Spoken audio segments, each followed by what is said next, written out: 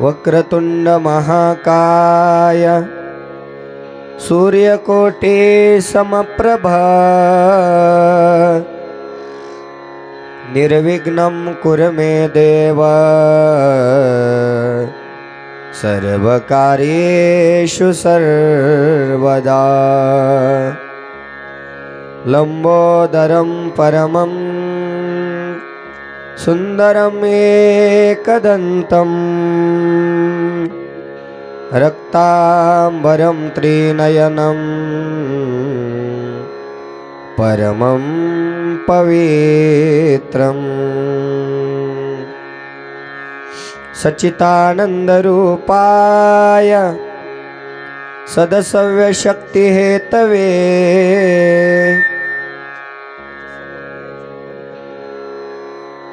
नमः शिवाय सांबाय स्वयंभुवे नमो नमः। नमस्ते शारदे देवी सरस्वती मतिप्रदे वसत्वं मम जीवाग्रे सर्वविद्याप्रदा भव। श्रीरेणुकगणेशाख्य रेवनसिद्धादेशिकं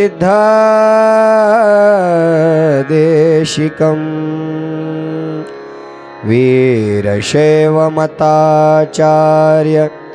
तं वन्दे जगद्गुरुं। शिवे भक्ति शिवे भक्ति शिवे भक्तिर्भवे भवे अन्यथा शरणं नास्ति त्वमेव शरणं मम त्वमेव शरणं मम त्वमेव शरणं मम। नमः पार्वतीपतये शिव हर हर महादेव। शिव महापुराण भगवान की जय। कैलाशपति भगवान की जय। रामदैवत भगवान की जय। संगमेश्वर महादेव की जय। वाल्मीकिश्वर महादेव की जय। श्रीमद् जगद्गुरु पंचाचार्य महाराज की जय। राष्ट्र संत सद्गुरु शिवलिंग शिवाचार्य महाराज की जय। सद्गुरु विरूपाक्ष शिवाचार्य महाराज की जय। सद्गुरु प्रभुदेव शिवाचार्य महाराज की जय। सब शिवाचार्य महाराज की जय। शिवयोगी संत शिरोमणि मन्मथ स्वामी महाराज की जय। सब साधु संत महाराज की जय। जगत ज्योति महात्मा बसवेश्वर महाराज की जय। वीर वैरागिणी अक्का महादेवी माता की जय। छत्रपति शिवाजी महाराज की जय। बजरंग बली हनुमान की जय। सब संतन की जय। हर हर महादेव। भारत माता की जय। वंदे मातरम। मानव धर्माचा विजय असो। धर्मानेच विश्वाला शांती मिळते। गौ माता की जय। सरस्वती माता की जय। अपने अपने माता पिता की जय। नमः पार्वती पतये शिव हर हर महादेव। नमः शिवाय शंभो नमः शिवाय शंभो नमः शिवाय शंभो नमः शिवाय शंभो नमः शिवाय शंभो नमः शिवाय शंभो नमः शिवाय शंभो नमः शिवाय शंभो नमः शिवाय शंभो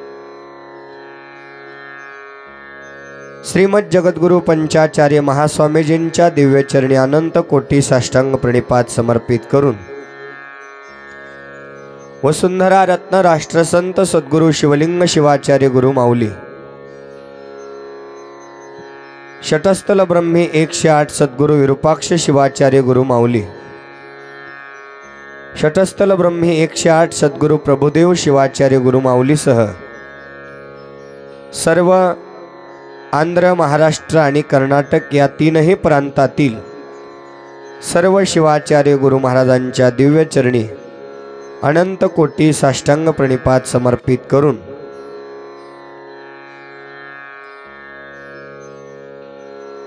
शिवयोगी संत शिरोमणी मन्मथ माऊलीसह सर्व साधू संतांच्या दिव्य चरणी अनंत कोटी साष्टांग प्रणिपात समर्पित करून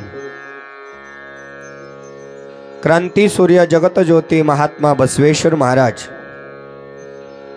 हिंदवी स्वराज्याची स्थापना करणारे छत्रपती शिवाजी महाराज आदी राजे महाराजे यांना वंदन करून वालवड नगरीचे वैभव तथा माहेश्वर मूर्ती शिवभक्त परायण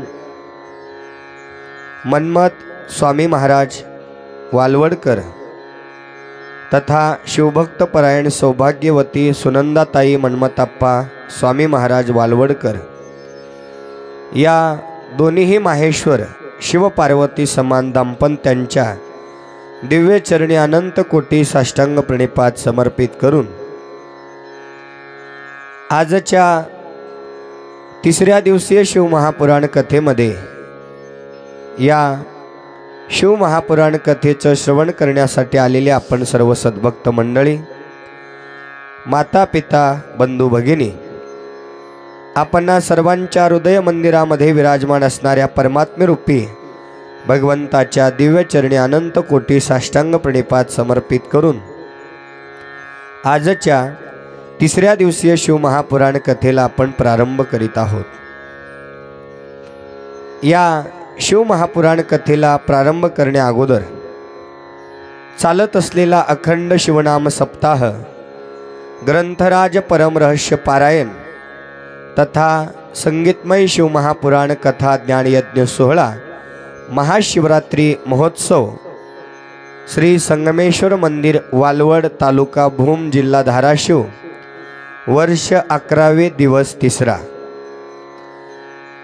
या महाशिवरात्री पर्व काळामध्ये या शिवमहापुराण कथेच्या श्रवणाने साक्षात देवादिदेव महादेवाचं दर्शन आपल्याला घडवून देत असलेले या सप्ताहाची सर्वा मार्गदर्शक या शिवमहापुराण कथेसाठी या अथांग परिश्रम घेऊन या शिवमहापुराण कथेचं आयोजन केलेले शिवभक्त परायण माहेश्वर मूर्ती मन्मथाप्पा स्वामी महाराज वालवडकर बीड पोलीस स्वामी महाराजांना 1 रुपयापासून हजारो रुपयापर्यंत देणगी दान देऊन सहकार्य करत असलेले सर्व सद्भक्त मंडळी,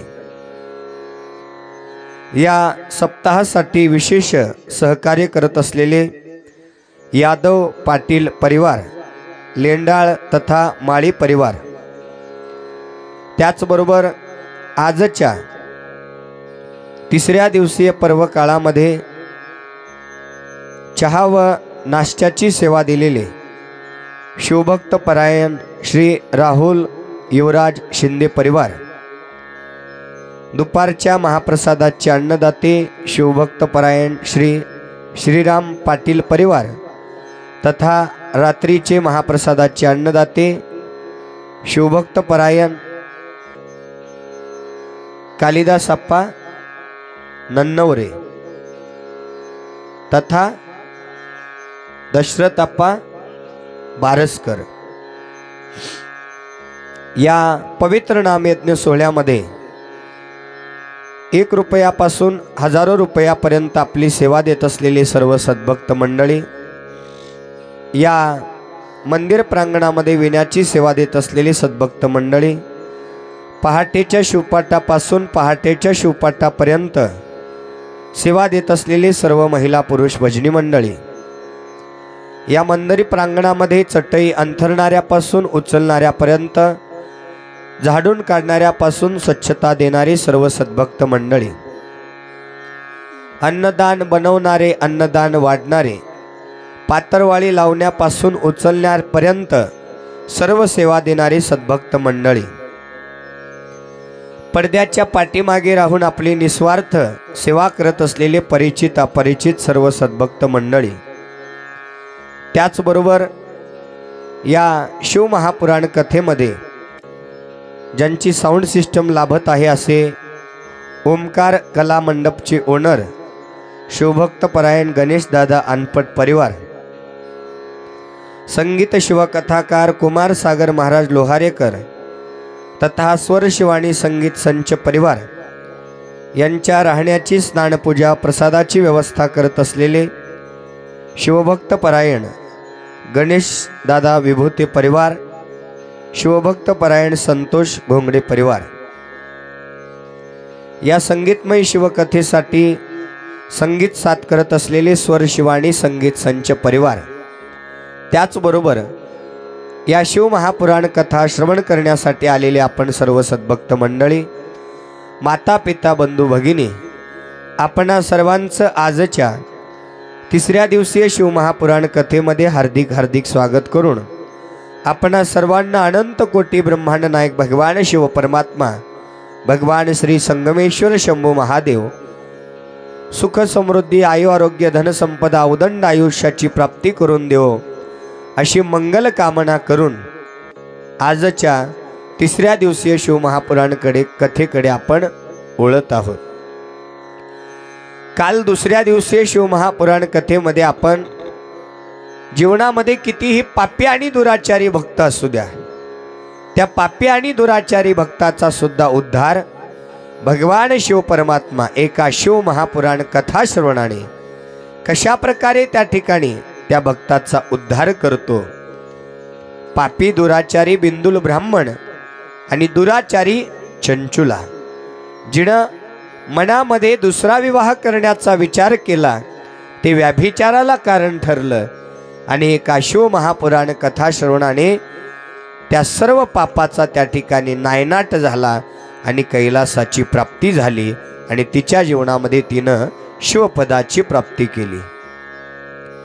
या कथा आपण काल दुसऱ्या दिवसीय शिवमहापुराण कथेमध्ये श्रवण केलेलो आहोत। महाकुंभमेळ्यामध्ये या त्रिवेणी संगमाचं दर्शन घेत असताना, स्नान करत असताना आज आपण गंगा, यमुना आणि सरस्वती, तिसरा दिवस म्हणजे सरस्वती, म्हणजे साक्षात आपण आज त्रिवेणी संगमाचं स्नान केलं असं म्हणायला काही हरकत नाही। या तिसऱ्या दिवसीय पर्व काळामध्ये आपण या शिवमहापुराण कथेच्या श्रवणाने या त्रिवेणी संगमाचं स्नान पूर्ण करून आपल्या जीवनामध्ये आपण शिवपदाची प्राप्ती करून घेणार आहोत। या भगवान शिव परमात्म्याची शिवभक्ती ऐकण्या अगोदर आपण वेळोवेळी या शिवकथेचं, कीर्तनाचं, प्रवचनाचं, परमरहस्याचं ज्ञान आपल्या जीवनामध्ये घेत असतो, पण नेमकं आपल्याला या ज्ञानाचा आपल्या शरीरावर, आपल्या जीवनामध्ये परिणाम का झाला नाही, खऱ्या सुखाची आपल्याला का प्राप्ती झाली नाही। ज्या अर्थी आपण अक्षय सुखाच्या प्राप्तीसाठी हा अट्टहास करतो आहोत, आपल्याला एवढं सगळं ज्ञान घेऊन देखील आपल्याला खऱ्या ज्ञानाची आणि खऱ्या सुखाची प्राप्ती का झाली नाही, तर या ज्ञानरूपी औषधाचा आपल्यावर परिणामच झाला नाही। त्याचं कारण आहे शिवमहापुराण उदाहरण देत असताना श्री हरी विष्णू नारायणाची शय्या झालेले शेष नारायण म्हणजेच शेष नाग एकदा काहीतरी आजाराने खूपच व्यथित झाले आणि आजारी पडले बरं का शेष नाग। मग त्यांची प्रकृती खूप दिवस खालावत चालली होती।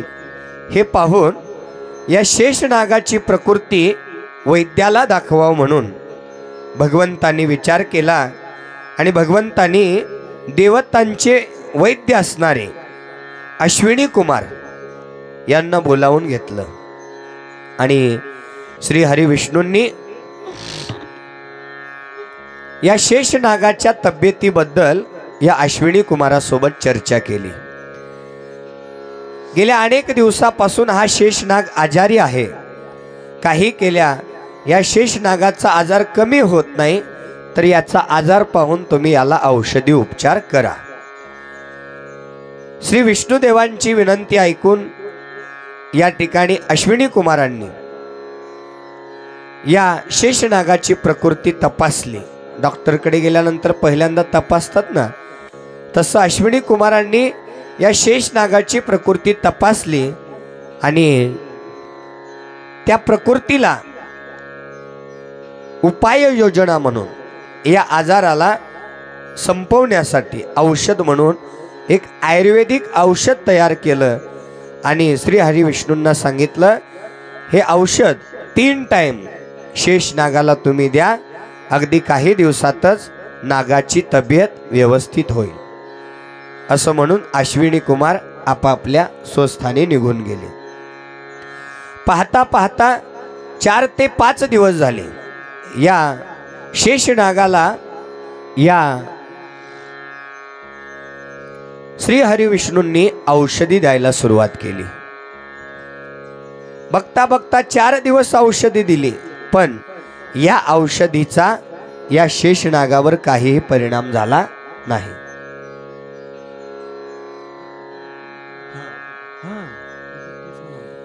शेषनागाचा काहीही त्या ठिकाणी उपाय व्हायला तयार नाही। शेषनाग त्या ठिकाणी हे औषध घेऊन देखील त्यांची प्रकृती ठीक होत नव्हती। तर त्याच्या मागचं कारण, अगदी 4 दिवस झालं औषधी देऊन, 4-5 दिवस झालं तरी सुद्धा या नागाची तब्येत ठीक होत नाही। परत श्री हरिविष्णूंनी परत अश्विनी कुमारांना बोलवण्यात आलं। पहा, 4 दिवस झालं औषधी देतो आहोत तरी सुद्धा या नागाची तब्येत ठीक नाही, औषधी बदलून देता का? अश्विनी कुमारांनी पुन्हा तपासणी केली, मी दिलेलं औषध बरोबर आहे, आणखी 4 दिवस हेच औषध देऊन पहा। ठीक आहे म्हणाले। परत 4 दिवस त्या ठिकाणी तीच औषधी या नागाला देण्यात आली। तदनंतर 8 दिवस झाले। 8ही दिवसानंतर या शेषनागाला काही आराम मिळायला तयार नाही। काही केल्या या शेषनागाची प्रकृती ठीक व्हायला तयार नाही। मग मात्र श्री हरिविष्णूंनी धन्वंतरी भगवान अश्विनी कुमारांना बोलावून घेतलं आणि पहा, अश्विनी कुमारांनी औषधी देऊन देखील या औषधाचा परिणाम नागावरती होत नाही हो। काही औषध वगैरे बदलून देता का? औषध चुकीचं झालं आहे का थोडं पहा ना। धन्वंतरी अश्विनी कुमारांनी औषध तपासून पाहिलं, औषधही बरोबर आहे, जे रोग आहे त्या रोगावर दिलेलं औषधही बरोबर आहे, टाइम सुद्धा बरोबर आहे। मग या शेषाची प्रकृती ठीक का होत नाही याचा विचार धन्वंतरी अश्विनी कुमारांनी केल्यावर त्यांना असं जाणवलं की ज्या ज्या वेळेस हे औषधी शेषनागाला देत होते त्या वेळेस या औषधीवरती या शेषनागाची नजर पडत होती आणि हे औषध सुद्धा विषारी बनत होतं। लक्षपूर्वक ऐका, ज्या ज्या वेळेस हे औषध शेषनागाला देत होते त्या वेळेस नागाची नजर या औषधावरती पडायची आणि ते औषध विषारी बनायचं आणि ते विष पिल्यानं ते रोग व्यवस्थित होणार नाही। मग असं कितीही दिवस चालत राहिलं तरी या नागाची तब्येत ठीक होणार नाही। मग मात्र धन्वंतरी अश्विनी कुमारांनी श्री विष्णूंना सांगितलं, विष्णुदेवा, हे औषध दिलेलं एकदम करेक्ट आणि बरोबर आहे, फक्त तुम्ही आता हे औषध शेषनागाला देत असताना नागाच्या डोळ्यावर पट्टी बांधा म्हणली, म्हणजे नागाची नजर या औषधावर पडता कामा नये। असं करून पहा, अगदी काही दिवसातच या शेषनागाची प्रकृती ठीक होऊन जाईल। ठीक आहे, जसं धन्वंतरी अश्विनी कुमारांनी सांगितलं त्याच पद्धतीनं या शेषनागाला जेव्हा जेव्हा ही औषधी देऊ लागले तेव्हा तेव्हा या शेषनागाच्या डोळ्याला पट्टी बांधू लागले. पाहता पाहता 4 ते 5 दिवसातच या शेषनागाची प्रकृती अगदी ठणठणीत झाली. याच्यातून आपल्याला हे शिकायचं आहे, हा सिद्धांत घ्यायचा आहे. ज्या पद्धतीनं औषधी देत असताना औषधाचा परिणाम शेषनागावर का झाला नाही, कारण शेषाची विषरूपी नजर त्या औषधावर पडली, म्हणून ते औषध सुद्धा विष झालं. त्याच अनुषंगानं या कलियुगामध्ये वाटचाल करत असताना आपण जे ज्ञान श्रवण करू लागलो, त्या ज्ञानरूपी औषधाचा आपल्यावर परिणाम का झाला नाही, तर आपल्या सुद्धा आडवं काम, क्रोध, लोभ, मोह, दंभ, अहंकार हे षडविकार रूपी विष आपल्या आडवं येऊ लागलेले आहे. म्हणून आपल्याला या ज्ञानरूपी औषधाचा परिणाम आपल्या शरीरावर आजपर्यंत झाला नाही.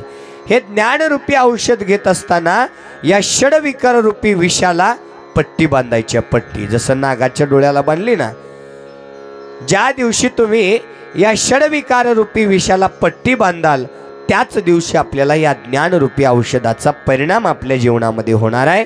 हा आपल्याला याच्यातून घ्यायचा सिद्धांत आहे. म्हणून हे ज्ञान घेत असताना हे ज्ञानरूपी औषध आपल्या अंतःकरणामध्ये पोहोचलं पाहिजे, यासाठी षडविकार रूपी विष आपल्यापासून आपल्याला दूर ठेवायचे आहे. आणि तदनंतर या ज्ञानरूपी औषधाचा परिणाम आपल्या जीवनामध्ये हळूहळू व्हायला सुरुवात होईल. न कळोनी अर्थ पाठ खरी भावे, तोही ज्ञान पावे शिवकृपे म्हणतात. शिवपाठामध्ये शेवटचा अभंग आहे, न कळोनी अर्थ पाठ करी भावे. म्हणजेच ज्या भक्ताला या भक्तीचा ज्ञान नाही, या भक्ती करण्याचा अर्थ माहीत नाही, या पंचाक्षरी महामंत्राचा अर्थ माहीत नाही, तरी सुद्धा आपण या भगवंताच्या नामाचं पठण केलं तर त्याच्याने होतं काय, तोही ज्ञान पावे शिवकृपे. तो अज्ञानी जीव सुद्धा ज्ञानाची प्राप्ती करून घेऊन शिवपदाचा अधिकारी होतो. आणि त्याच अनुषंगानं आज भगवान शिव परमात्म्यांनी आपल्या समोर कथा ठेवलेली आहे. शिवभक्त कनप्पा कर्नाटक प्रांतामध्ये आंध्र प्रदेश या भूमीमध्ये ही घडलेली कथा आहे. भगवान शिव परमात्म्याची भक्ती फक्त वीरशैव लिंगायत धर्मातील भक्तांनी केली नाही, तर या जगाच्या पाठीवर जेवढे मानव आहेत त्या सर्वांनी महादेवाची भक्ती केली आणि महादेवाला आपलंस करून घेतलं. तर हा कनप्पा नयनार नावाचा शिवभक्त, कनप्पा नयनार नावाचा शिवभक्त उद्धरण वांछित आई आणि राजा नागव्याध, उद्धरण वांछित आईचं नाव आहे आणि राजा नागव्याध वडिलांचं नाव आहे. या दोन दाम्पत्याच्या पोटी या कनप्पा नयनारचा जन्म झालेला आहे. आणि यांचा जन्म आंध्र प्रदेशामधील राजमपेठ उट्टुकुरू या गावामध्ये झालेला आहे. आणि त्याच गावामध्ये गाव शेजारी महान मोठं जंगल आहे आणि त्या जंगलामध्ये कालहस्तीश्वर नावाचे एक शिव मंदिर आहे पुरातन. या कनप्पा नयनारचा जन्म शिकारी समुदायामध्ये झालेला आहे, भिल्ल कुळामध्ये झालेला आहे. मुक्या प्राण्यांची हत्या करणं आणि त्याच्यातून आपलं पोट भरणं हा त्या कनप्पा नयनारचा पेशा होता. मुक्या प्राण्यांची हत्या करणं पाप की पुण्य हो? पाप आहे ना, तरी सुद्धा काही लोक मुक्या प्राण्यांना मारून आपलं पोट भरतात. माणूस किती चतुर आहे बघा. मेलेल्या माणसाच्या मातीहून आल्यानंतर आंघोळ करतो आणि मुक्या प्राण्यांना मारून खातो. विचार करण्याजोगी गोष्ट आहे ना. मेलेल्या माणसाच्या मातीला जाऊन आल्यानंतर आंघोळ करतो आणि मुक्या प्राण्यांना मारून खातो आणि स्वतः पवित्र आहे म्हणतो. काही जणांनी महाराजांना प्रश्न केला होता, महाराज अहो ज्या देवी देवता मुक्या प्राण्यांचा बळी मागतात, कोंबडं कापलं जातं, बकरं कापलं जातं, मग ते देवी आणि देवता आहेत का? तर माझा जाहीर असा आवाहन असेल, जी देवी आणि जी देवता बळी म्हणून कोंबडं बकरं मुक्या प्राण्यांचा बळी मागत असेल तर ती देवीही नाही आणि तो देवताही नाही बरं का.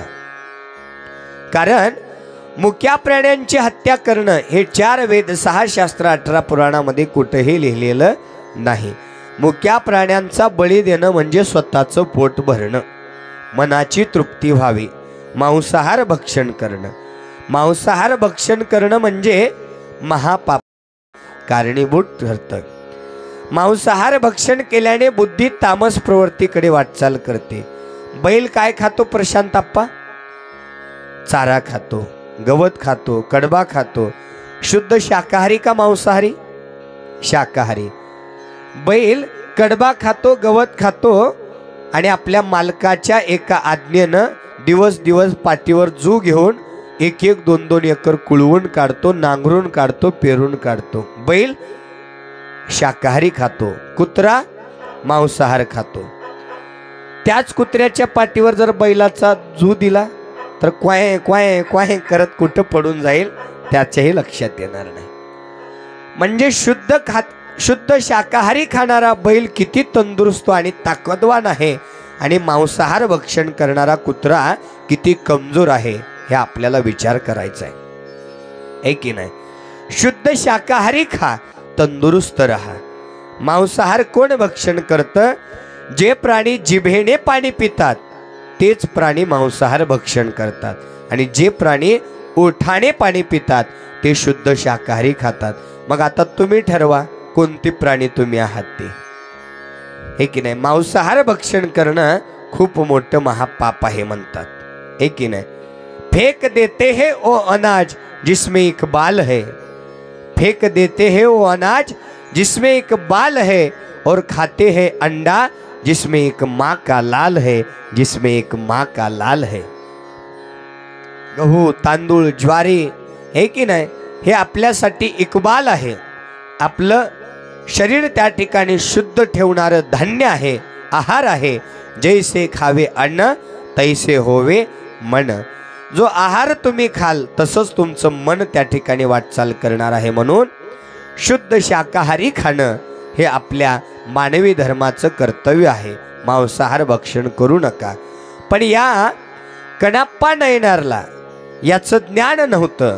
पण हा कणाप्पा नयनार मनाने खूप असा चांगला होता, मनाने खूप असा भाविक होता, ज्याच्या मनामध्ये दया होती.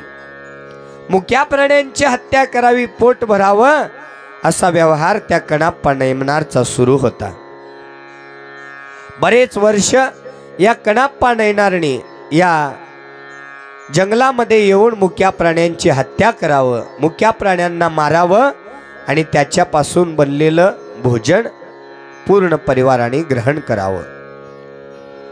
बऱ्याच वर्षानंतर या कणाप्पा नयनारला त्या जंगलामध्ये जुनाट असं पुरातन शिवमंदिर दिसलेलं आहे, जुनाट. आणि त्या शिवमंदिरामध्ये शिवलिंगाची मूर्ती स्थापित केलेली आहे. बाहेर नंदी आहे, पुरातन आहे, पुरातन. हा कणाप्पा नयनार फिरत फिरत शिकारी करत असताना त्या मंदिराच्या जवळ आला. कणाप्पाच्या मनामध्ये मंदिर पाहिल्याबरोबर एक शुद्ध भावना निर्माण झाली. या ठिकाणी कोण्यातरी देवाचं मंदिर आहे म्हणून कणाप्पा धावत धावत गेला आणि गाभाऱ्यामध्ये प्रवेश केल्याबरोबर तिथं त्याला शिवलिंग दिसलं, शिवलिंग पुरातन. आणि त्या शिवलिंगावरती पालापाचोळा पडलेला आहे. सर्व गाभाऱ्यामध्ये पालापाचोळा पडलेला आहे. कारण त्या शिवलिंगाची पूजा रोज नित्यनेमानं कोणीच करत नव्हतं. कारण ते मंदिर गावापासून खूप दूर होतं. दर 15 दिवसातून एकदा एक ब्राह्मण येऊन त्या शिवलिंगाची पूजा करायचा. मग हा कणाप्पा त्या ठिकाणी पोहोचला. न कळोनी अर्थ पाठ करी भावे. आता या कणाप्पाला त्या शिवलिंगाची पूजा कशी करावी याचं ज्ञान नव्हतं बरं का. लक्षपूर्वक ऐका, याचं ज्ञान नव्हतं. तरी सुद्धा या कणाप्पाच्या मनामध्ये विचार आला, अरे या शिवलिंगावरती एवढा पालापाचोळा पडलेला आहे, आपण याची स्वच्छता करावी. म्हणून कणाप्पाने सर्व पालापाचोळा बाजूला काढला, साफसफाई केली आणि कणाप्पा शिवलिंगाच्या समोर हात जोडून बसला. कणाप्पाच्या मनामध्ये विचार आला, देव एकटा बसलेला आहे आता या देवाची पूजा कशी करावी याचं ज्ञान मला तरी नाही, आहे की नाही? या देवाचा विधी कसा आहे याचं ज्ञान मला नाही. माझ्याकडे कुठल्या वस्तू नाहीत, माझ्याकडे या भगवान शिवाला वाहण्यासाठी काही नाही.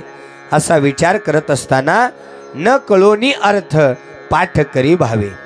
त्याला त्या गोष्टीचं ज्ञान नव्हतं, तरी सुद्धा कणाप्पाच्या मनामध्ये विचार आला की आपण या शिवलिंगावरचं त्या ठिकाणी धूळ पाण्याने साफ करावी आणि नैवेद्य भगवंताला दाखवावा, ही भावना कणाप्पाच्या मनामध्ये आली.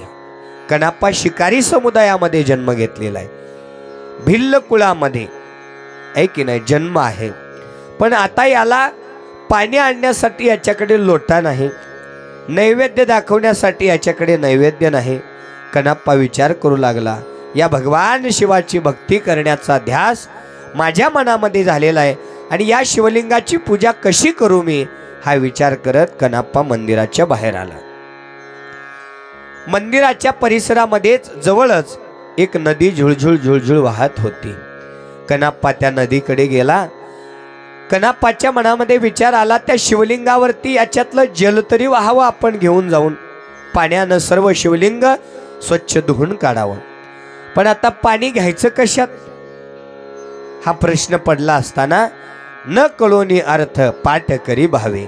कणाप्पाने शिवलिंगावर वाहण्यासाठी तोंडामध्ये पाणी घेतलं. तोंडामध्ये लोटा नव्हता, काही तांब्या नव्हता, काही ग्लास नव्हता, तोंडामध्ये पाणी धरलं. आता कणाप्पाला वाटलं जल आपण घेतलं, पण नैवेद्य कसा व्हायचा, नैवेद्य कोणता व्हायचा. शिकारी करून या कणाप्पानं एका प्राण्याला एका झाडाखाली ठेवलेलं होतं. तिथं पोचला आणि त्या प्राण्याचं थोडं मांस हातामध्ये घेऊन तोच नैवेद्य महादेवाला दाखवायचं म्हणून निघाला. न कळोनी अर्थ पाठ करी भावे. मंदिरामध्ये पोचला, शिवलिंगावरती त्या ठिकाणी जल वाहिलं आणि नैवेद्य म्हणून त्या ठिकाणी हे मांसाहार भक्षण त्या ठिकाणी समोर ठेवलं. महादेवाला कैलास पर्वतामध्ये ही भक्ती आवडली बर का.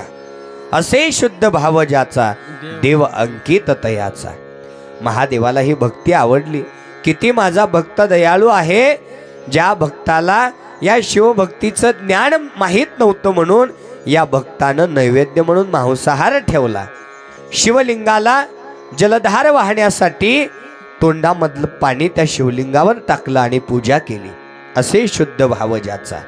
हा कणाप्पा मांसाहार भक्षण त्या शिवलिंगाच्या समोर ठेवून हात जोडून महादेवाला म्हणतो आहे, महादेवा ही माझी भोळी भागडी पूजा तुम्ही प्रिय करून घ्या, आपलीसी करून घ्या. कणाप्पाने महादेवासमोर हात जोडले, नम्रपूर्वक प्रार्थना करून या कणाप्पा आपल्या पुढील कामासाठी निघालेला आहे.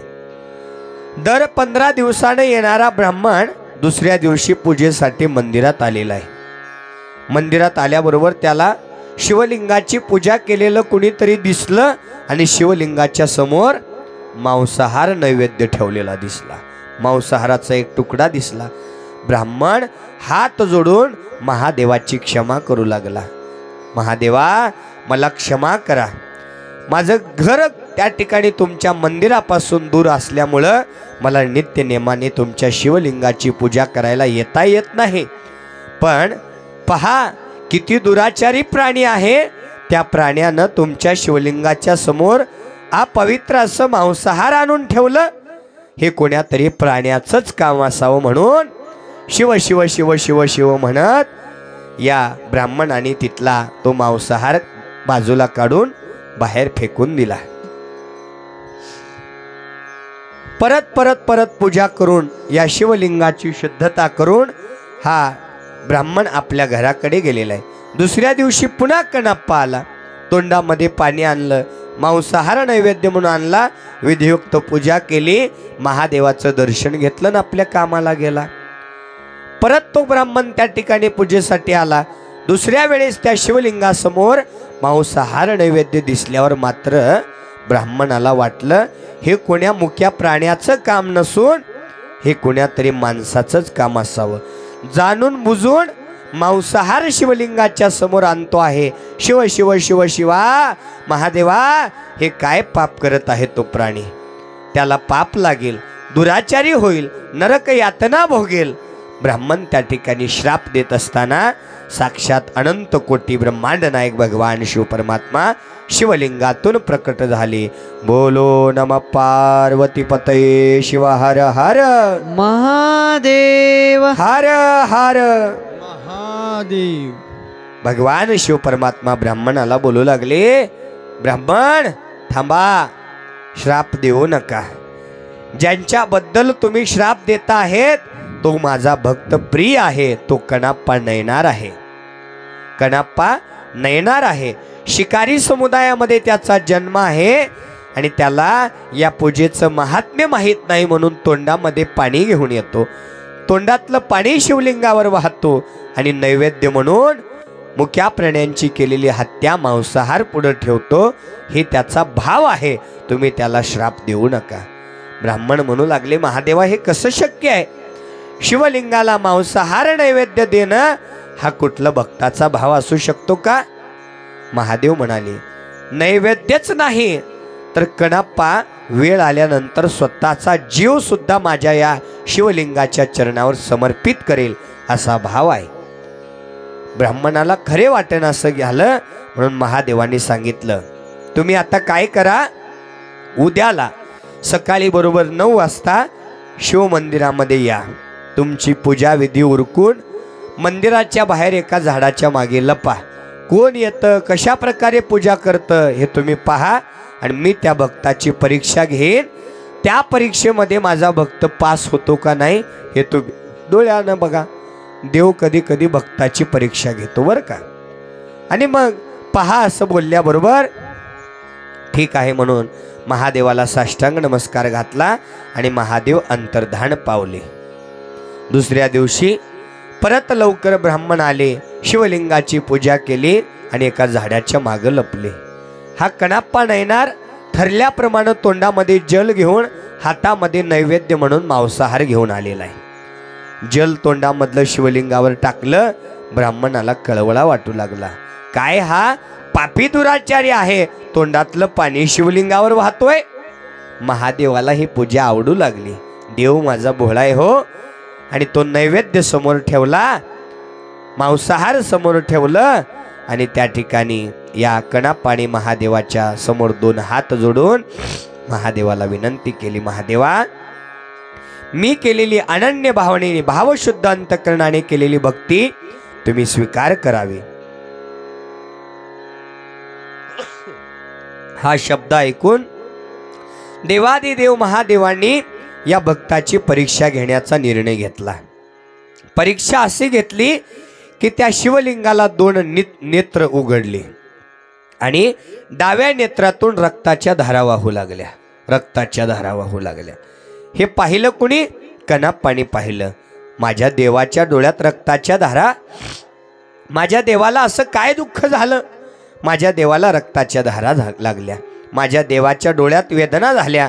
म्हणून कणाप्पा चटकन धावत जाऊन जंगलातील आयुर्वेदिक औषधी घेऊन या शिवलिंगाच्या डाव्या डोळ्याला लावू लागला. काही केल्या, या आयुर्वेदिक औषधाचा परिणाम होईना, रक्त थांबेना. ती परीक्षा आहे. ब्राह्मण झाडामागे लपून पाहू लागले. कणाप्पाने विचार केला, महादेवाला औषधी लावून देखील डोळ्यातल्या रक्ताच्या धारा थांबत नाही म्हणून या ठिकाणी कणाप्पाने ठरवलं, माझ्या महादेवाला माझाच एक डावा डोळा काढून वाहतो. ज्या डोळ्यातून रक्ताच्या धारा येत आहेत त्याच महादेवाला माझा डावा डोळा काढून समर्पित करीन. म्हणजे माझ्या महादेवाला रक्ताच्या धारा थांबतील आणि माझ्या महादेवाला माझा डोळा दिलेल्याचं पुण्य मला लागेल. धारधार शस्त्राने या कणाप्पाने आपला डावा डोळा बाहेर काढला, नेत्र, आणि त्या शिवलिंगाला समर्पित केल्याबरोबर रक्ताच्या धारा बंद झाल्या. काही सेकंदात उजव्या डोळ्यातून रक्ताच्या धारा सुरू झाल्या.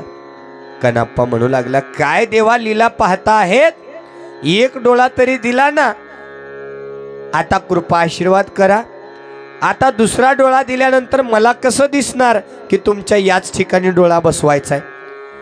दुसराही डोळा मी समर्पित करीन देवा, असा भाव कणाप्पाच्या मनामध्ये आला आणि कणाप्पाने विचार केला, मी जर दुसरा डोळा काढला तर मला नेमकं महादेवाचा उजवा डोळा कुठं आहे दिसणार नाही.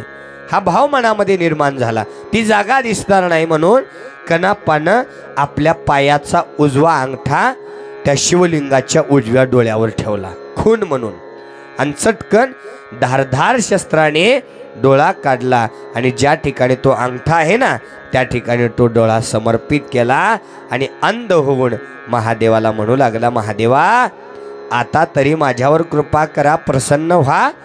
हा ब्राह्मण झाडाच्या मागे उभा राहून पाहतोय, हा कणाप्पा कठोर अशी तपश्चर्या, कठोर अशी भक्ती करतोय, महादेवाच्या चरणावर आपला भाव समर्पित करतोय. दुसरा डोळा समर्पित केल्याबरोबर अनंत कोटी ब्रह्मांड नायक भगवान शिव परमात्मा शिवलिंगातून प्रकट झाले. नमः पार्वती पतये शिव हर हर महादेव हर हर महादेव. महादेव त्या ठिकाणी प्रसन्न झाले आणि महादेवांनी या कणाप्पाला पहिल्यांदा दृष्टी दिली. ब्राह्मण धावत आले आणि ब्राह्मणाने महादेवाला साष्टांग घातला, महादेवा तुमच्या लीला कोण ओळखणार, तुमचं स्वरूप कोण ओळखणार? या ठिकाणी तुमच्या लीला आगाध आहे. तुम्ही भोळ्या अंतकरणाने जरी एखादा भक्त शरण आला तर त्या भक्ताचा उद्धार तुम्ही करतात. न कळोनी अर्थ पाठ करी भावे, तो हे ज्ञान पावे शिवकृपे.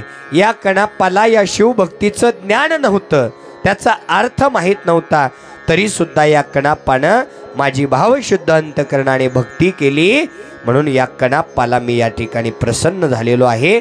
हा माझा भक्त प्रिय भक्त आहे.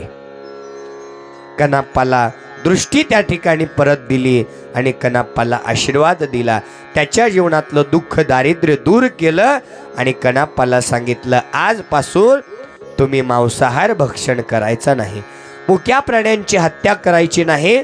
माझ्या आशीर्वादाने तुमच्या जीवनामध्ये तुम्हाला सुखाची प्राप्ती होईल, असं तथास्तु वरदान त्या ठिकाणी दिलं. वृत्ती पालटोनी जाय चित्त समाधान होय. आपली दुराचारी वृत्ती सुद्धा पलटून जाते, पण त्याच्यासाठी भगवान शिवाच्या दरबारामध्ये येऊन निस्वार्थ अशी कणाप्पानं ज्या अर्थी भक्ती केली ना, त्याच पद्धतीची भक्ती आपल्या जीवनामध्ये होणं गरजेचं आहे. आणि या कणाप्पाचा उद्धार केल्याबरोबर कणाप्पा म्हणू लागला, महादेवा बरं झालं मी तुमची भक्ती केल्यामुळं या ठिकाणी वाईट कर्मापासून दूर झालो. बरं झालं देवा मी आंधळा झालो, बरं झालं देवा मी पांगळा झालो, जेणेकरून या ठिकाणी मला या ठिकाणी वाईट मार्गापासून दूर होण्याचा मार्ग सापडला आणि तुमच्या चरणाची सेवा त्या ठिकाणी मला प्राप्त झाली.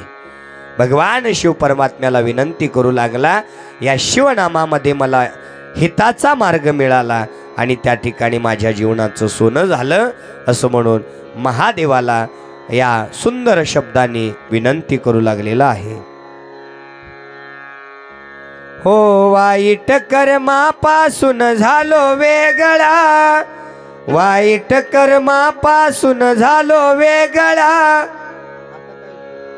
बरं झालं महादेवा मी झालो आंधळा, बरं झालं महादेवा मी झालो पांगळा, बरं झालं महादेवा मी झालो पांगळा, बरं झालं महादेवा मी झालो आंधळा. वाईट कर्मापासून झालो वेगळा, वाईट कर्मापासून झालो वेगळा, बरं झालं महादेवा मी झालो पांगळा, बरं झालं महादेवा मी झालो आंधळा, बरं झालं महादेवा मी झालो पांगळा, बरं झालं महादेवा मी झालो आंधळा. पायासून किती तरी गरीबाला छळती, कोण कोण पाप करून लांब लांब पळती, कोण कोण पाप करून लांब लांब पळती,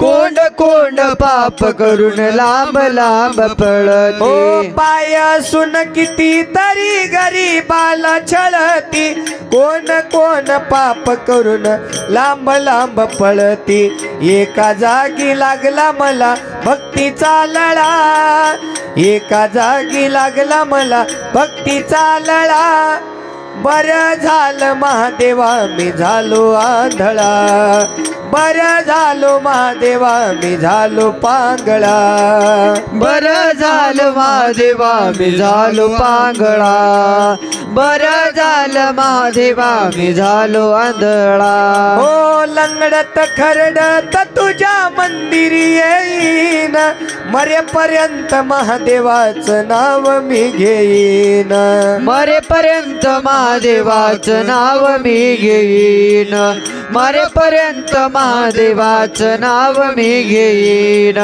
लंगडत खरडत तुझ्या मंदिरी येईन मरेपर्यंत महादेवाचं नाव घेईन तुम्ही आम्ही देवा पुढं पाला पाचोळा तुम्ही आम्ही देवा पुढं पाला पाचोळा बरं झालं महादेवा मी झालो आंधळा बरं झालं महादेवा मी झालो पांगळा बरं झालं महादेवा मी झालो आंधळा बरं झालं महादेवा मी झालो पांगळा कमीपणा नाही मला वाटला स्वतःचा शिवनामामध्ये मार्ग मिळाला हिताचा शिवनामामध्ये मार्ग मिळाला हिताचा शिवनामामध्ये मार्ग मिळाला हिताचा कमीपणा नाही मला वाटला स्वतःचा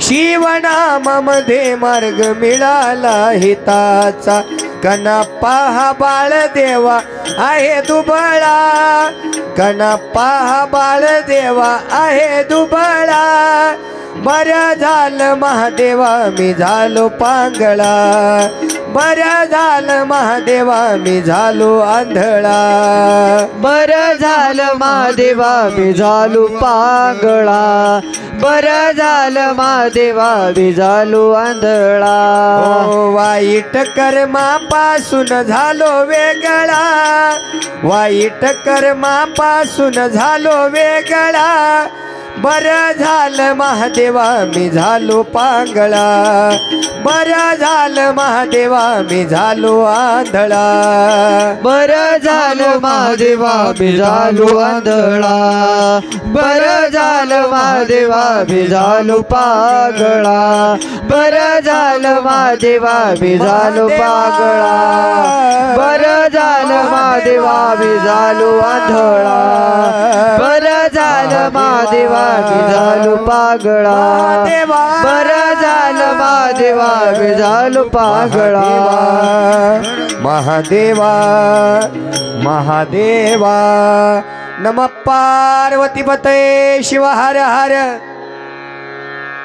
शिव महापुराण भगवान की हर हर वाईट कर्मापासून झालो वेगळा बरं झालं महादेवा मी झालो पांगळा बरं झालं महादेवा मी झालो आंधळा कनाप्पा महादेवाला म्हणतोय देवा बरं झालं बाबा मी आंधळा झालो बरं झालं बाबा मी पांगळा झालो याच्यामुळं तर मी वाईट कर्मापासून वेगळा झालो आणि याचा मला कमीपणा नाही वाटला की मी पांगळा झालो मी आंधळा झालो कारण मला याच अवस्थेमध्ये या शिवनामाचा मार्ग मिळाला शिवनामाचा त्या ठिकाणी मार्ग मिळाला कनाप्पा म्हणतो आहे भगवान शिवाच्या चरणावर साष्टांग प्रणिपात घालून या महादेवाच्या आशीर्वादाला हा कनाप्पा प्राप्त झाला कनाप्पाला भगवान शिव परमात्म्याने सुख समृद्धी आयु आरोग्य धनसंपदा उदंड आयुष्याची प्राप्ती करून दिली आणि या कनाप्पाच्या जीवनाचा उद्धार केला कितीही पापी आणि दुराचारी असू द्या कोणत्या धर्मामध्ये जन्म घेतो आहे कोणत्या कुळामध्ये जन्म घेतो आहे हे महत्त्वाचं नसून त्याची भक्ती किती महत्त्वाची आहे हे भगवान शिवपरमात्मा पाहतात. आता फक्त वीरशैव लिंगायत धर्मामध्येच जन्माला आलेल्या भक्ताला महादेवानं भेट दिली का? नाही. तर भिल्ल कुळामध्ये जन्माला आलेल्या कणाप्पा नयनारला सुद्धा महादेवाने भेट दिली. भक्तीच्या बळावर या कणाप्पाचा उद्धार केला. कणाप्पाचं दारिद्र्य दुःख दूर करून त्याच्या जीवनामध्ये त्याला सुखाची प्राप्ती करून दिली आणि या कणाप्पाचा उद्धार झाला. याच्यातून आपल्याला शिकायचं आहे की देव जात पात कुळ गोत्र उच्च नीच गरीब श्रीमंत काही पाहत नाही. देवाजवळ समभाव आहे. देवाजवळ कुणीच लहान मोठा नाही. जो शरण आला त्या भक्ताचा उद्धार करणारा अनंत कोटी ब्रह्मांड नायक भगवान शिवपरमात्मा आहे. त्याच्यासाठी याच दरबारामध्ये आलं पाहिजे.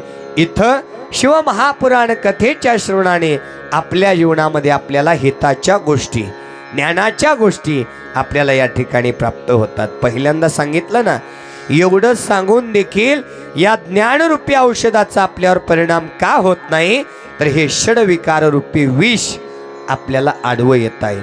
म्हणून त्या षडविकार रूपी विषावर अगोदर पट्टी बांधा, म्हणजे या ज्ञानरूपी औषधाचा आपल्यावर परिणाम होईल. एवढंच नाही, शिवमहापुराण कथा श्रवणाने आपलं दुःख दारिद्र्य दूर होतं, आपल्याला धनाची सुद्धा प्राप्ती होती.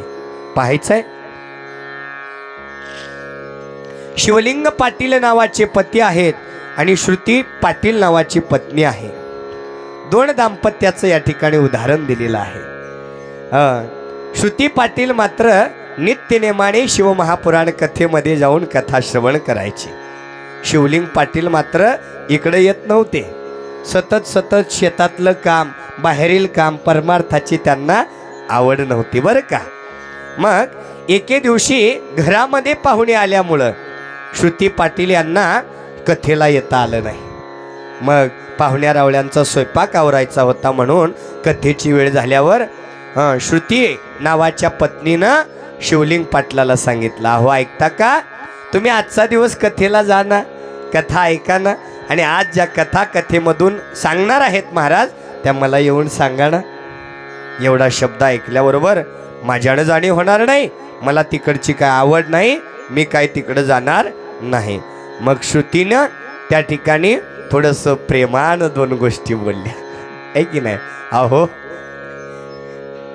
ऐकता का, तुमची त्यांनी म्हणते का कधी तुम्हाला अहो? होय सुदर्शन दादा, तुमचं झालंय का नाही? नाही ना, कधी करायचंय? करायचं नाही यावर्षी, पुढच्या वर्षी का संन्याशी राहणार आहेत? नाही ना. इकडं तबला मास्तर झालंय तुमचं? झालंय ना, वा. कधी म्हणते ना तुमची तिनं, अहो पकवाज वाजवायला जास्त शिवशिवणी फिरू नका, आहे की नाही. कुठं शिवशिव म्हणत रात्रंदिवस शिवशिव म्हणत फिरताय, कधी म्हणलं का तुमच्या तिनं? म्हटलं ना अहो शब्द, आहे की नाही. तसंच या श्रुती पत्नीनं सुद्धा शिवलिंग पाटलाला त्या ठिकाणी प्रेमानं हाक मारली, अहो ऐकता का, आजचा दिवस माझ्यासाठी जावा ना कथेला, आणि कथेला जाऊन कथा ऐकून या.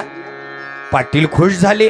अहो शब्द ऐकल्याबरोबर फुगले पाटील. जातो म्हणाले, पण मी दूर बसणार म्हणले. मी काय मंदिरात जाणार नाही, मी काय मंडपात जाणार नाही, दूर बसणार म्हणले. कुठंही बसा पण बसून कथा ऐका म्हणले. ठीक आहे.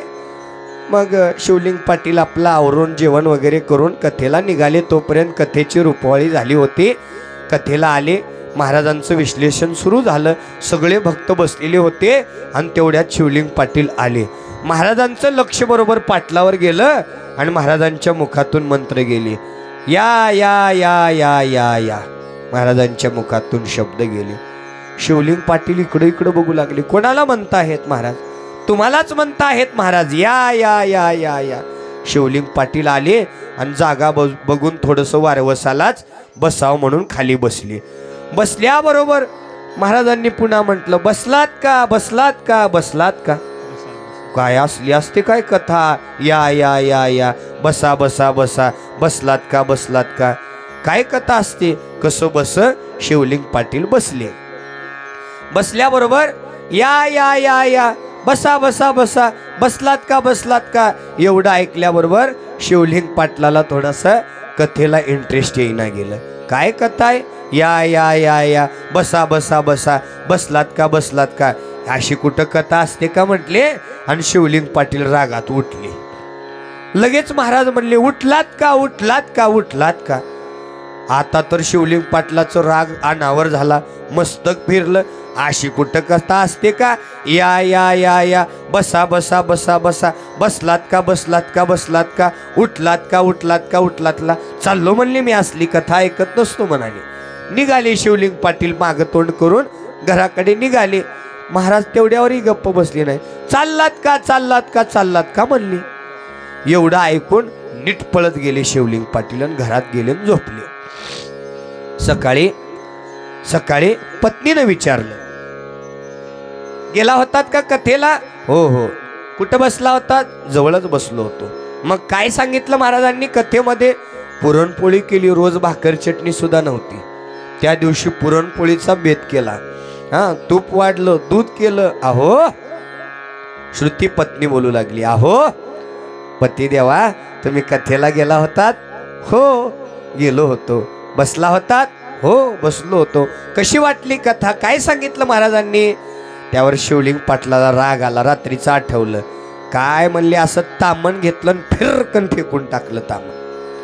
काय म्हणले, कथान बिता तसली. महाराज म्हणाले मी गेल्यानंतर या या या या, बसल्यानंतर म्हणले बसा बसा बसा, बसल्यानंतर म्हणले बसलात का बसलात का. रागात उठलो, उठलात का उठलात का. निघालो घरला, चाललात का चाललात का. अशी कुठं कथा असते का म्हणले. ती कथा फिता उद्यापासून तू बघून घे म्हणले, माझ्याकडे यायचं नाही म्हणले. ठीक आहे म्हणले. पाहुणे निघून गेले होते. आज शिवलिंग पाटलाची पत्नी श्रुती पाटील कथेला आल्या आणि शिवलिंग पाटील घरी झोपी गेली. झोपी गेल्यावर या शिवलिंग पाटलाला आता महाराजांनी जे काही गोष्टी बोलल्या ना, त्याचा लळा लागला. त्याच गोष्टी आठवू लागल्या. महाराजांनी बोललेल्या गोष्टी स्वप्नात ही तेच बडबडू लागली. या या या या बसा बसा बसा, बसलात का बसलात का, उठलात का उठलात का, चाललात का चाललात का. हेच रात्री झोपेत बडबडू लागली. आणि बरोबर रात्री 1च्या सुमारास चोर आली. 4-5 किती 4-5 चोर या शिवलिंग पाटलाच्या घरात आली. कुलूप तोडलं. आवाज न याच्या कटरनं त्या ठिकाणी कुलूप तोडल्याबरोबर 4-5 चोर मध्ये शिरल्याबरोबर पाटलाच्या तोंडातून आवाज गेला. काय, या या या या या या. अरे बापरे, चोर सावध झाले. पाटलांनी ओळखलं की काय. पाटलांची ओळख होती बरं का चोरांना. पाटलाच्याच घरी चोर करावं म्हणली, तिथं जास्त गबाळ भेटते म्हणले. या या या या म्हणल्याबरोबर चोर घाबरले आणि पाटील आपल्याला पाहतील म्हणून चोर दडून खाली बसली बाजूला, पलंगाच्या बाजूला.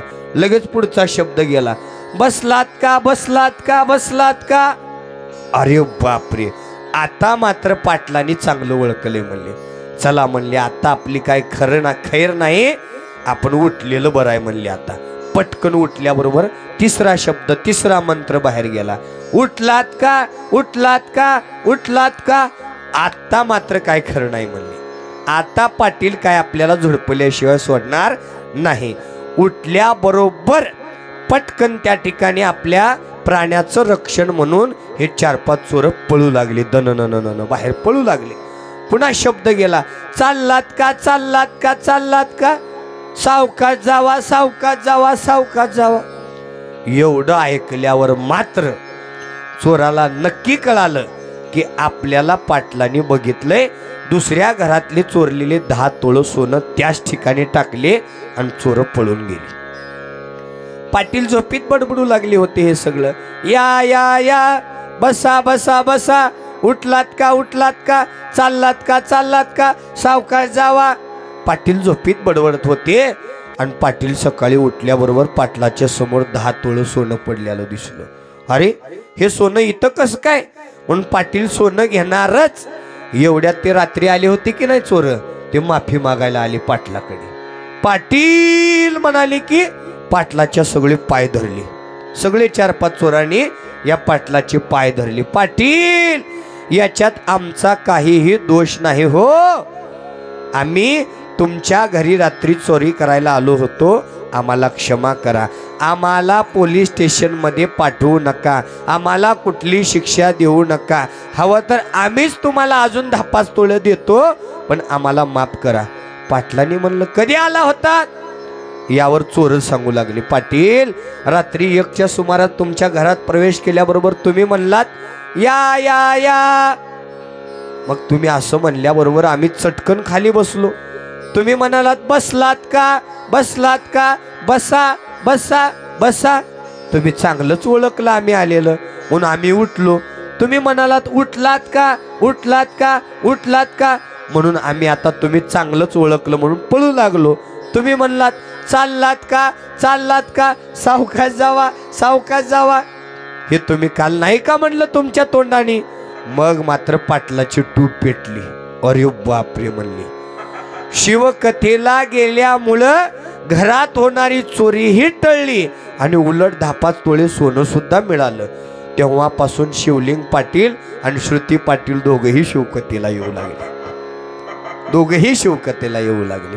याच्यासाठी जोडीनं कथा ऐकाव्या म्हणली. शिवकथा ऐकल्यानं या धनाची, या सुखाची, या ज्ञानाची प्राप्ती आपल्याला कधी कुठं होईल सांगता येणार नाही. फक्त इथं येऊन रिकामं बसू नका. एक वेळा तरी त्या भगवान शिवाचं नाव घ्या, कारण एक वेळा भगवंताचं नाव घेतलं तर डायरेक्ट कैलासामध्ये जागा आहे म्हणतात. एक वेळा ओम नमः शिवाय या पंचाक्षरी महामंत्राचा जप केला तर भगवान शिव परमात्मा आईसारखी माया करून कैलासात जागा देतात. बघा, आई आणि वडील वास्तव्य करत असताना लहान लेकरू शाळेला जात आहे, लहान लेकरू खेळताय, लहान लेकराला शाळेत पाठवत असताना लहान लेकराचं आवडतं कोण हो? आई का बाबा? कोण आवडतं? आई आवडते ना. त्याला जाताना स्वच्छ कपडे घालते, त्याचे केस विंचरते, त्याचा सगळा नट्टापट्टा करून त्या ठिकाणी त्याला शाळेला पाठवते. लेकरू 4 वाजता शाळेतून घरी येताना जसं सकाळी गेलं तसं येताना असतं का? नाही. येताना मात्र कपडे मळलेले, नाकातून शेंबूड बाहेर गळालेलं, केस विस्कटलेले, तसाच इकडं तिकडं दप्तर आपटत घराकडे आलेला असतो. मग हॉलमध्ये बाबा पेपर वाचत बसलेले असताना लेकरू बाबाला पाहतन म्हणतं, बाबा मी आलो शाळेतून, म्हणून बाबाकडे धावत जातं.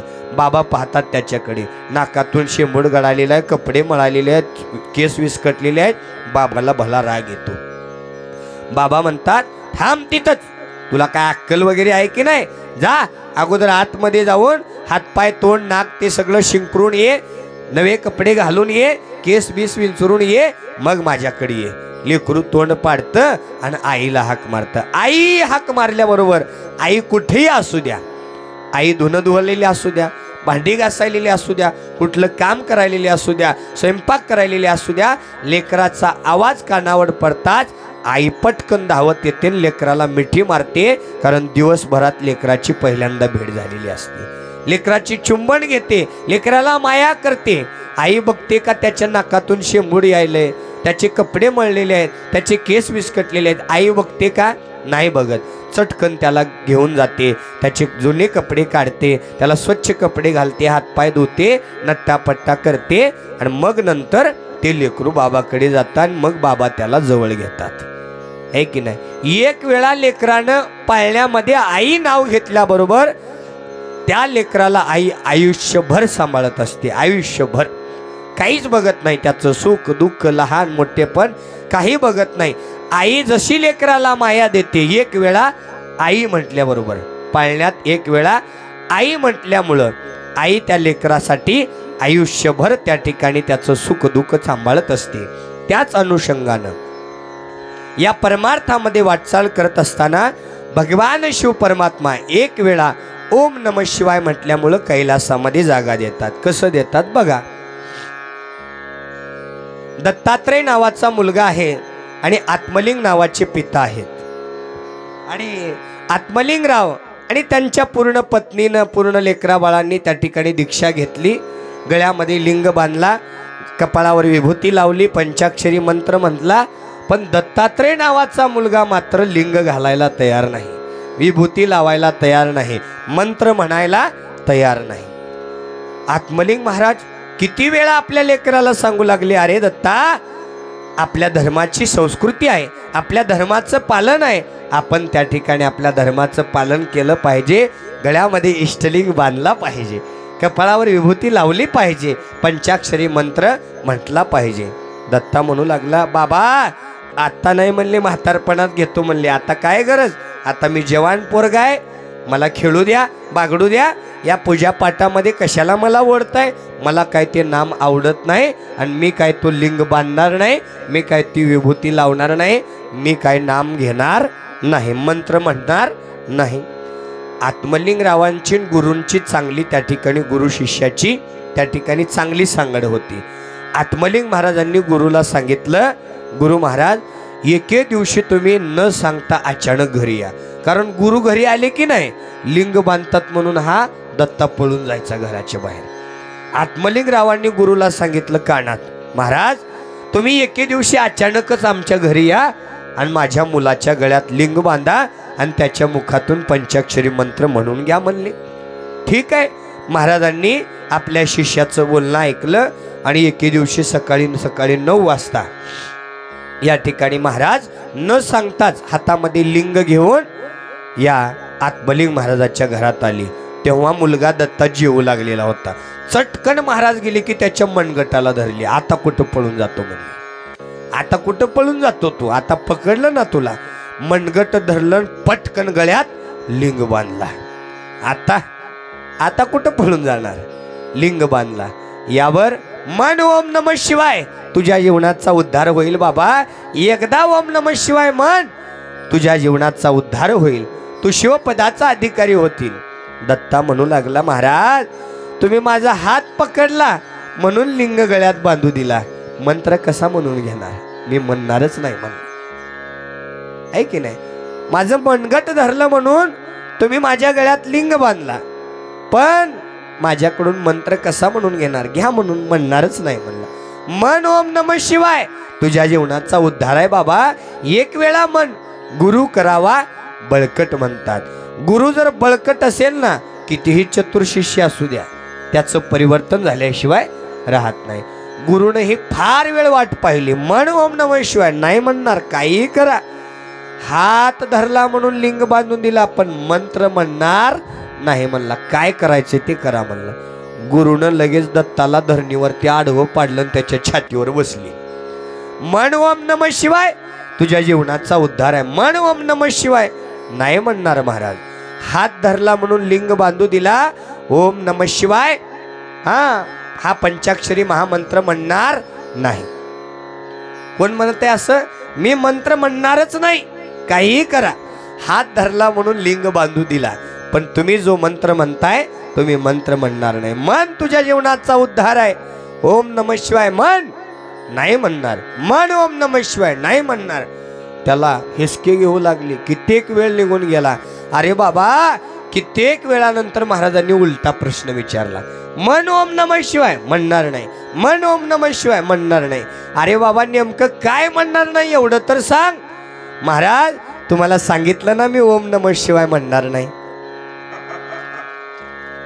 तुम्हाला सांगितलं ना मी ओम नमः शिवाय म्हणणार नाही. महाराजांनी म्हणले, झालं माझं काम, टाका माझा दक्षिणारूपी दाम, करतो मी माझं काम म्हणले.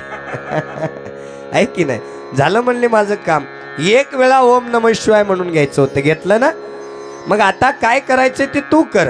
तुला घ्यायचं असेल घे, नको घ्यायचं असेल नको घे, तुझ्या मनाचा प्रश्न आहे. त्याला एक वेळा ओम नमः शिवाय म्हणून घेऊन गुरु आपल्या मठाला निघून गेले. काही वर्षानंतर, वय झाल्यानंतर, हाच दत्तात्रय नावाचा मुलगा या जगातून निघून गेला. वय सरल्यानंतर, जगातून निघून गेल्यानंतर यमदेवानी डायरी काढली. डायरीत पाहिल्याबरोबर सगळं काही पापच पाप भरलेलं आहे, फक्त एकच पुण्य आहे. एक वेळा ओम नमः शिवाय म्हटलं होतं. कसं? एक वेळा ओम नमः शिवाय म्हटलं होतं, तेही महाराजांनी बळजबरी म्हणून घेतलं होतं. मग आता सगळं पाप आहे, एक वेळा ओम नमः शिवाय म्हटलंय, याला जागा कुठं द्यावी हे यमदेवाला कळत नव्हतं बरं का. कारण सगळं पाप केलेलं आहे. रात्रंदिवस सारखं मोबाईलमध्ये राहायचा, आई वडिलांच्या सेवेपासून दूर राहायचा, आहे की नाही. सतत सतत धर्माचं पालन कधीच करायचं नाही, आहे की नाही. सतत सतत सतत मोबाईलमध्ये राहायचा, आत्ताची कलियुग मोबाईलमध्येच आहे सुदर्शन भाई, आहे की नाही? सतत सतत सतत आई वडिलांच्या आज्ञेपासून दूर राहायचा, सगळं पाप भरलेलं आहे आणि एक ओम नमः शिवाय पुण्य भरलेलं आहे. आता याला जागा कुठं द्यावी? सगळ्या देवी देवतांना प्रश्न पडला, यमदेवाला प्रश्न पडला. यमदेवाने या दत्ताला घेऊन ब्रह्मलोकात आले. चला ब्रह्मदेवाला विचारू म्हणले. ब्रह्मलोकात आले, ब्रह्मदेवाला नमस्कार केला आणि ब्रह्मदेवाला यमदेव बोलू लागले, ब्रह्मदेवा, हा दत्तात्रय नावाचा मुलगा, याच्या डायरीमध्ये सगळं काही पाप आहे, फक्त एक ओम नमः शिवाय बळजबरीनं म्हणलेलं पुण्य आहे, याला जागा कुठं द्यावी म्हणाली. ब्रह्मदेव डोकं खाजवू लागली. सगळं पाप आहे, एक वेळा ओम नमः शिवाय म्हणलं, याला जागा कुठं द्यावं मलाही सुचत नाही, म्हणून आपण विष्णू देवाकडे जाऊ म्हणले. सगळेजण मिळून विष्णू लोकात आले. विष्णूला नमस्कार केला आणि विष्णूला यमगण बोलू लागले, विष्णू देवा, हा दत्तात्रय नावाचा मुलगा आहे, यानं जीवनामध्ये सगळे पाप कर्म केलेले आहेत, कधीच आज्ञेचं पालन केलं नाही, फक्त एक वेळा ओम नमः शिवाय म्हणलं, याची शिक्षा काय? विष्णुदेव डोकं खाजवू लागले. सगळं पाप आहे, एक ओम नमः शिवाय म्हणले, कुठं जागा द्यावी याला, कोणत्या ठिकाणी जागा द्यावी, काही सूचना असं झालं. मग त्यांनी म्हटलं, मलाही काही सुचत नाही बाबा, आता हा याच्यावर मार्ग काढणारा एकच देव म्हणजे अनंत कोटी ब्रह्मांड नायक भगवान शिव परमात्मा. चला म्हणले त्याच्याकडे आपण जाऊया. मग सगळे मिळून जात असताना हा दत्तात्रय विष्णुदेव ब्रह्मदेव यमगणांना बोलतोय, ओ देवांनो थांबा, तुम्ही देव आहेत, आम्ही लेकर आहोत, तुम्ही देव आहेत, आम्ही माणसं आहोत. यमनगरीत आलो, तिथून विष्णू लोकात आलो, तिथून ब्रह्म लोकात आलो, आता इथून पुढे कोणत्या लोकात मी चालत येणार नाही, माझे पाय दुखायलेत म्हणला. आता इथून पुढे आपण चालत नसतो म्हणले, तुमच्या तुम्ही जाऊन विचारून या, कुठं द्यायचं तिथं द्या म्हणले. आता मात्र अवघड झालं, याला समोर घेतल्याशिवाय तर न्याय निवाडा नाही. मग आता काय करावं, काय करावं, याला लाडी गोडी कशी लावी म्हणून एक पालखीची व्यवस्था केली, पालखीची. आणि त्या पालखीमध्ये या दत्ताला बसवलं आणि त्याचे खांदेकरी साक्षात ब्रह्मदेव आणि विष्णुदेव झाले आणि त्याच्या नावाचा जय जयकार करत त्याला कैलासात घेऊन आले. कैलासात महादेव ध्यान धारणा करत बसलेले आहेत.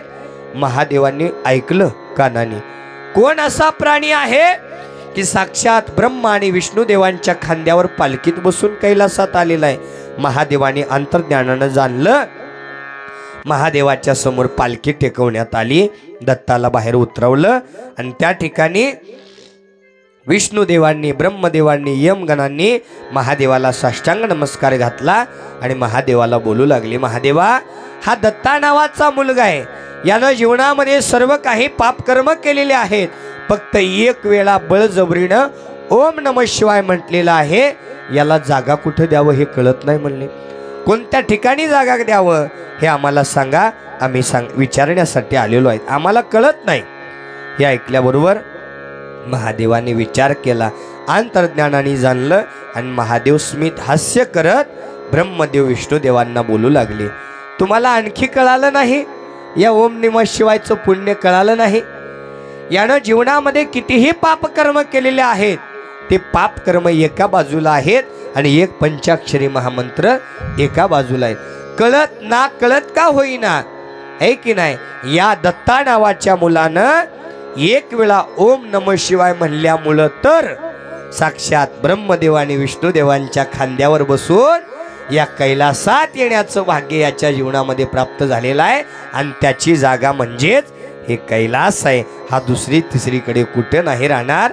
तुम्ही निश्चिंत राहून आपापल्या नगरीला जावा. असा माझा देव भोळा आहे हो. किती पाप कर्म केले त्या पाप कर्माला एका बाजूला ठेवतो आणि एक पंचाक्षरी महामंत्र जपल्यामुळं डायरेक्ट कैलासाची जागा देतो. आई सारखी माया करतो, आई सारखं प्रेम त्या ठिकाणी आपल्यावर देतो आणि त्या दत्ताचा उद्धार करून कैलासाची प्राप्ती करून देऊन कैलासामध्ये तो शिवाचा गण म्हणून वास्तव्य करू लागला. मग तुम्ही आम्ही तर रात्रंदिवस देवाचं नाव घेऊ लागलो, रात्रंदिवस पंचाक्षरी मंत्र म्हणू लागलो. आपल्याला का कैलासाची प्राप्ती होत नाही, का खऱ्या सुखाची प्राप्ती होत नाही? तर षडविकार रूपी विष आपल्या आडवं थांबलेले आहे. जोपर्यंत हे षडविकार रूपी विष आपण बाजूला काढणार नाहीत तोपर्यंत आपल्याला या ज्ञानरूपी औषधाचा परिणाम होणार नाही। आणि हा पंचाक्षरी महामंत्र म्हणजे पुण्याचे दरवाजे उघडणारा मंत्र आहे असं या ठिकाणी सांगितलेलं आहे। या महादेवाचं नाव अगदी निराळं आगळं आहे असं या ठिकाणी सांगितलेलं आहे। हो शिव का नाम निराला करे जीवन में उजियाला, शिव का नाम निराला करे जीवन में उजियाला, शिव के बिना कुछ कर नहीं पाया कर नहीं पाएगा। ओम नमः शिवाय सब बोलो पुण्य के द्वार तुम खोलो, ओम नमः शिवाय सब बोलो पुण्य के द्वार तुम खोलो। ओम नमः शिवाय सब बोलो पुण्य के द्वार तुम खोलो, ओम नमः शिवाय तुम बोलो पुण्य के द्वार तुम खोलो। ओ शिव का नाम निराला करे जीवन में उजियाला, शिव के बिना कुछ कर नहीं पाया कर नहीं पाएगा। ओम नमः शिवाय सब बोलो पुण्य के द्वार तुम खोलो, ओम नमः शिवाय सब बोलो पुण्य के द्वार तुम खोलो। ओम नमः शिवाय सब बोलो पुण्य के द्वार तुम खोलो, ओम नमः शिवाय सब बोलो पुण्य के द्वार तुम खोलो।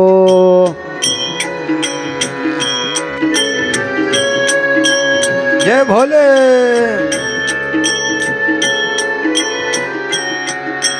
जय भोले।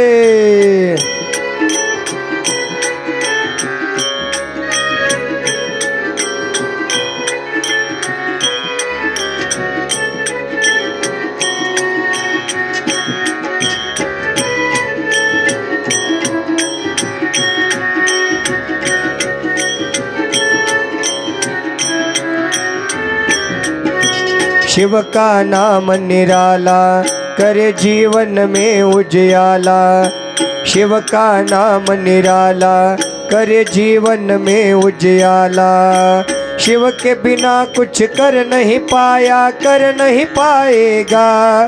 ओम नमः शिवाय सब बोलो पुण्य के द्वार तुम खोलो, ओम नमः शिवाय सब बोलो पुण्य के द्वार तुम खोलो।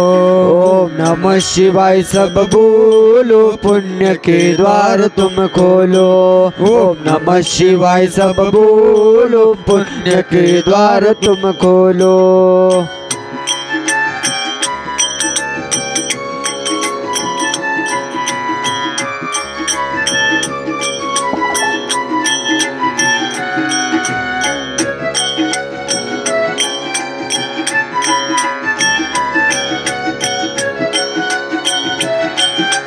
जय भोले।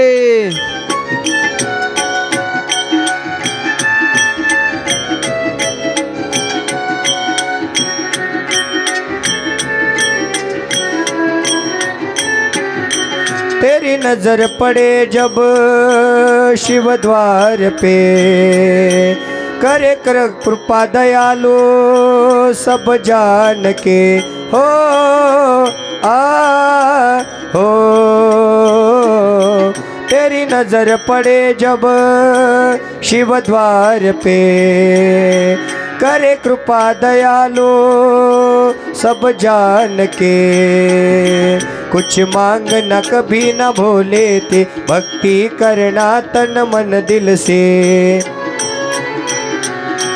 कुछ मांगना कभी न भूले से, भक्ति करना तन मन दिल से। सा नि नि ध ध प प म। शिव का नाम निराला करे जीवन में उजियाला, शिव का नाम निराला करे जीवन में उजियाला। शिव के बिना कुछ कर नहीं पाया कर नहीं पाएगा।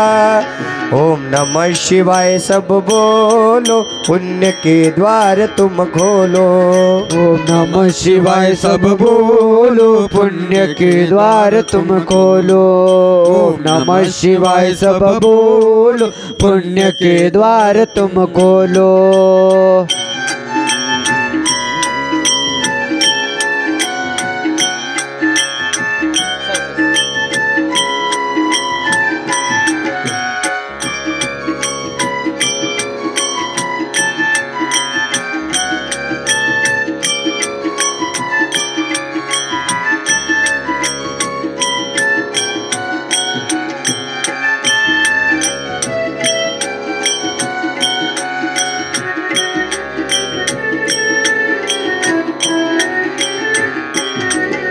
दुनिया में कोई होगा न तेरा, भोला ही तुझे देगा सहारा।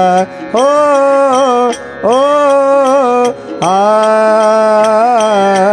दुनिया में कोई होगा न तेरा, भोला ही तुझे देगा सहारा। जप नाम तू शिव का तह दिल से, सुख दुख जो देना शिव बस के। जप नाम तू शिव का तह दिल से, सुख दुख जो देना शिव बस के। सा नि नि ध ध प प म, शिव का नाम निराला, कर जीवन में उजियाला। शिव का नाम निराला, कर जीवन में उजियाला। शिव के बिना कुछ कर नहीं पाया, कर नहीं पाएगा। ओम नमः शिवाय सब बोलो, पुण्य के द्वार तुम खोलो। ओम नमः शिवाय सब बोलो, पुण्य के द्वार तुम खोलो।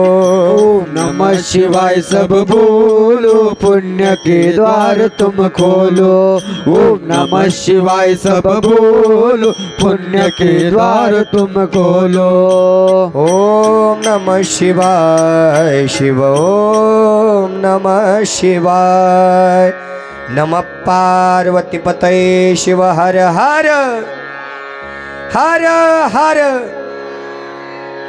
असा अनंत कोटी ब्रह्मांड नायक भगवान शिव परमात्मा आहे, जो एक वेळा ओम नमः शिवाय म्हटल्याबरोबर पुण्याचे दरवाजे मोकळे करून आपल्या जीवनामध्ये आपल्याला सुखाची प्राप्ती करून देऊन मोक्षाचा अधिकार प्राप्त करून देणारा अनंत कोटी ब्रह्मांड नायक भगवान शिव परमात्मा आहे। म्हणून आपण दैनंदिन जीवनामध्ये या पंचाक्षरी महामंत्राचा जप करावा आणि शिवभक्ती भावशुद्ध अंतकरणाने आपल्या अंतकरणात राहावी। शिव महापुराण कथेचं श्रवण आपण प्रतिवर्षी करून आपल्या जीवनामध्ये या महादेवाच्या आशीर्वादाचा लाभ आपण प्राप्त करून घ्यायचा आहे। आजच्या तिसऱ्या दिवसीय पर्व काळामध्ये आपण शिवभक्त कणापाचा उद्धार केलेल्या भावशुद्ध भक्तीने कशा प्रकारे झाला या कथा श्रवण केलेल्या आहेत। महादेव कशा प्रकारे आई होऊन आपल्यावरती कृपा करतात याही कथा आपण श्रवण केलेल्या आहेत। उद्याच्या चौथ्या दिवशी शिव महापुराण कथेमध्ये आपण शिवभक्त गोडगुच्ची या मुलीचा उद्धार कशा प्रकारे होईल, कोण होती ती गोडगुच्ची मुलगी आणि जन्माला आल्यानंतर या मुलीनं कशा प्रकारे वाटचाल केली पाहिजे, मुलगी कशी असावी मुलगी कशी नसावी याबद्दल उद्याच्या पर्व काळामध्ये आपण कथा श्रवण करणार आहोत। एवढं या प्रसंगी सांगून झालेली शिवकथा ब्रह्मांड नायक भगवान शिव परमात्मा गुरु माऊली तथा जन्मदाते आईवडील व तुम्हा सर्व साधू संतांच्या हृदय मंदिरामध्ये विराजमान असणाऱ्या परमात्मरूपी भगवंताच्या दिव्य चरणी तथा संगमेश्वर महादेवाच्या दिव्य चरणी तथा शिवभक्त परायण माहेश्वर मूर्ती सौ श्री मन्मथप्पा स्वामी महाराज तथा शिवभक्त परायण सौभाग्यवती सुनंदाताई मन्मथप्पा स्वामी महाराज या दोन्ही दाम्पत्याच्या दिव्य चरणी ही कथा समर्पित करून आजच्या तिसऱ्या दिवसीय शिव महापुराण कथेला याच ठिकाणी विराम करीत आहोत। ओम शांती शांती शांती। नमः पार्वती पतये शिव हर हर महादेव। शिव महापुराण भगवान की जय। हर हर महादेव। आरती लावून घ्या। आरतीसाठी सगळ्या पतये शिव हर हर महादेव। आरती करू शंभू देवा देवाधि देव महादेवा। आरती करू शंभू देवा देवाधि देव महादेवा। आरती करू शंभू देवा देवाधि देव महादेवा। आरती करू संगमेश्वरा देवाधि देव महादेवा। ओ जल भस्माने पूजा करूनी बेलवाहू चरणाला। पाहुणी आईसी भोळी भक्ती मनी शंभू देव हसला। भक्ता तारणारा देव हा भोळा त्याच्या सेवेत जन्म जावा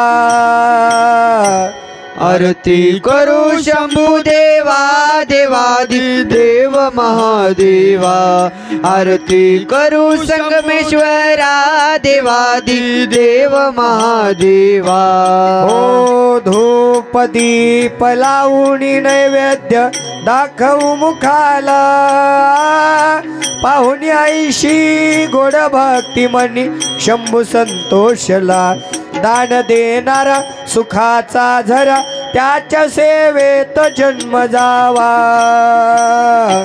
आरती करू शंभू देवा देवादी देव महादेवा आरती करू शंभू देवा देवादी देव महादेवा शंख डमरू टाळ मृदंग वाजवू आरतीला भोळ्या भक्तीने भोळ्या मनाने जाऊ शरणाला कुमार गाई हाक देवा मारी त्याच्या सेवेत जन्म जावा आरती करू शंभू देवा देवादी देव महादेवा आरती करू शंभू देवा देवादी देव महादेवा ओ कर्पूर गौरम करुणावतारम संसार सारम भुजगेंद्रहारम सदा वसंतम हृदयारविंदे भवं भवामि सहितं नमामि गुणातीत कांतं परब्रह्म शांतं सुवेद्यादिदेवं भवारण्यदां उमानाथमेशं जराजन्मनाशं स्वयं ज्योतिर्लिंगं नमामिष्टलिंगं महादेव देवं महापापनाशं चिताभस्मलिंगं नमामिष्टलिंगं कर्पूर गौरं करुणावतारं संसारसारं भुजगेन्द्रहारम् हरः ॐ यज्ञेन यज्ञमयजन्त देवाः स्थानि धर्माणि प्रतमानस्य देहनाकं महिमान् सचन्त यत्र पूर्वे साध्या सन्ति देवाः इति मन्त्रपुष्पाञ्जलि समर्पयामि नमः पार्वतीपतये शिव हर हर महादेव महापुराण भगवान की जय।